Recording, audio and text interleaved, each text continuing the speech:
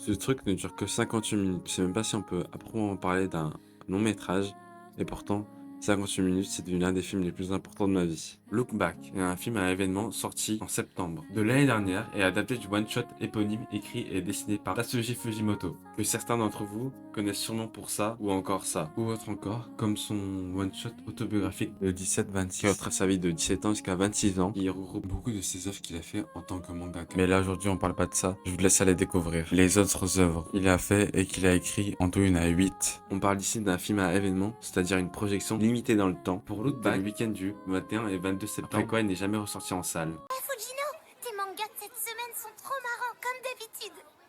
Ah, ceux-là?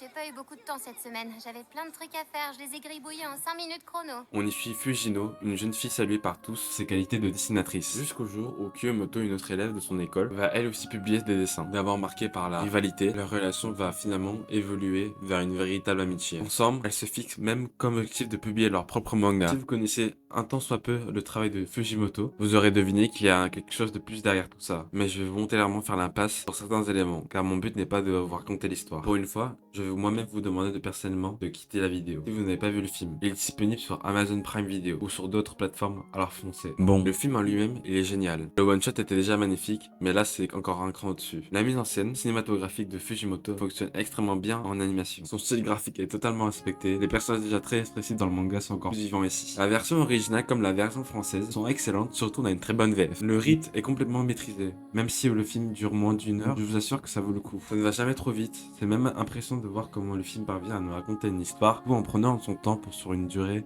aussi courte. Sans parler des libertés prises par l'adaptation comme ses premières scènes entièrement animées, là où le manga ne proposait que les dessins de Fujino. La bande son est incroyable, belle et poétique. Toutes les musiques et la composition sonore sont aussi bien utilisées que les silences choisis pour les moments les plus dramatiques. L'idée de jouer avec la frontière entre réalité et fiction apporte un très grand regard intéressant sur l'histoire qui nous est racontée. Les personnages sont attachants, leur dynamique fonctionne à merveille et l'humour marche aussi bien que le drame. Le grand Fujimoto, tout simplement. Le film est un véritable petit chef-d'œuvre et je suis très heureux qu'il ait rencontré le succès qu'il mérite. Maintenant, il est temps d'aborder le vrai sujet de cette vidéo. Dessiner. J'ai commencé à dessiner à cause d'une fille. Je lui ai fait une lettre et un dessin. Elle était heureuse de les avoir reçus. Et après ça, j'ai continué à dessiner. Vous allez trouver certainement ça drôle. Mais en vrai, je me dis que heureusement que j'ai fait ça. Sinon, j'aurais jamais découvert le dessin. Et à quel point ça fait partie de ma vie actuellement. J'ai toujours voulu faire des vidéos depuis que je suis petit. J'en ai déjà fait, mais je les gardais jamais. Car j'avais honte. Dès qu'une personne que je connaissais découvrait ma chaîne, j'ai supprimé toutes les vidéos. Maintenant, je regrette. J'aurais dû simplement les mettre en privé. J'ai grandi en France, mais aussi en Thaïlande. Et j'ai beaucoup baigné dans les deux cultures. Sous celle de la Thaïlande, je regardais beaucoup de dessins animés tels que Doraemon, Ranma, Détective Conan, Reborn. Ensuite le Big Fui, One Piece, Bleach et Naruto. Je suis passé par plein de styles différents, mais surtout le manga, même si actuellement je cherche encore mon style. Pendant une certaine période, je pensais qu'à dessiner. C'est pour ça que des fois, j'oubliais des fois de manger, de dormir. Je faisais souvent des nuits blanches. Pendant les vacances, je me retrouvais souvent seul, simplement parce que je dessinais. Je voulais progresser et que je me comparais énormément aux autres. Et je me disais que si je dessinais pas, j'allais jamais avoir leur. Je me reconnais énormément dans Loot Bag, dans Fujino, la galérienne, mais aussi dans Kiyomoto. J'étais très timide et pas très sociable. Aujourd'hui, ça va beaucoup mieux, mais à l'époque, j'étais comme ça.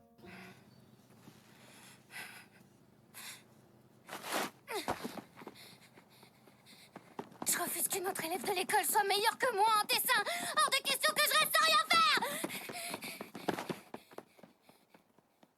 Pendant que les autres sortaient et faisaient la fête, je dessinais, même pendant Noël, même pendant le Nouvel An. Des fois, j'avais un peu l'impression de rater ma vie, de pas faire comme les autres et d'être une personne différente. Surtout à cet âge-là, c'est là où on grandit le plus. À un moment, j'ai pensé à arrêter de dessiner parce que je me comparais sans cesse aux autres. Je me disais, pourquoi ils dessinent mieux que moi? Et s'ils avaient du talent et pas moi? Je n'arrivais pas à obtenir ce que je voulais. Quand j'ai vu le film, j'ai failli pleurer. Je sais pas si je suis un dessinateur ou un artiste, mais malgré tout, j'aime dessiner, même si c'est pas pareil. Je dessine mon. Le dessin me permet de m'exprimer. Ça m'a sauvé en quelque sorte. Parce qu'il y a eu des périodes où de ma vie qui n'étaient pas très joyeuses. Je sais, c'est sûrement un peu ringard qu'une œuvre qui parle d'auteur de manga soit devenue l'un de mes films préférés. Je sais aussi que je ne dois pas être le seul. Pendant ces 2 jours de diffusion, plus de 23 000 spectateurs se sont déplacés en salle pour voir le film. Parmi eux, il y avait sûrement beaucoup de passionnés d'animation japonaise, ou du travail de Fujimoto, et aussi beaucoup de dessinateurs. Mais quand je me suis assis seul et que je regardais la salle, je sentis que beaucoup de jeunes, ou moins jeunes, étaient là comme pour moi, pour se rappeler pourquoi dessiner est si important. Si je devais donner une définition de l'art, je dirais que c'est la vérité d'une personne, ce qu'un individu pense ou ressent sur un sujet précis. Exprimé à travers un médium, un dessin peut être de l'art, des mots peut être de l'art. En réalité, énormément de choses peuvent être de l'art. Je pourrais vous parler du labourage des champs en Thaïlande pendant des heures si ça me passionnait, parce que j'ai j'ai déjà travaillé dans les champs. Le point positif, quand on se revendique artiste ou créatif, et tout le monde peut l'être, c'est que le monde devient un terrain de jeu sans fin, sans limite, tout peut devenir matière à création. Surtout quand on est enfant, on garde cette liberté de créer et d'imaginer plein d'histoires marrantes et qui sont touchantes. Quand on commence à grandir, on perd un peu cette flamme qui nous définissait quand on était enfant, car on était beaucoup plus heureux en enfant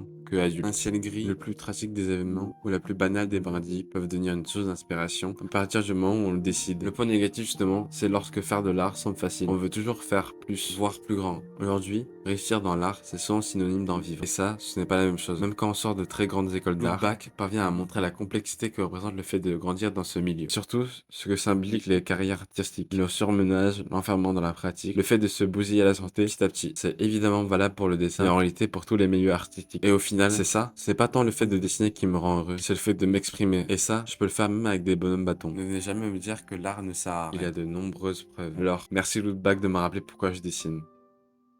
C'est pas marrant, ça prend un temps fou et y a rien de glamour en plus. Tu peux passer une journée entière à dessiner et à en être toujours au même point.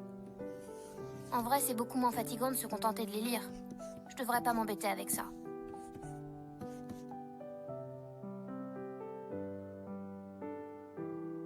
Si c'est ce que tu penses, alors pourquoi tu dessines, Fujino ?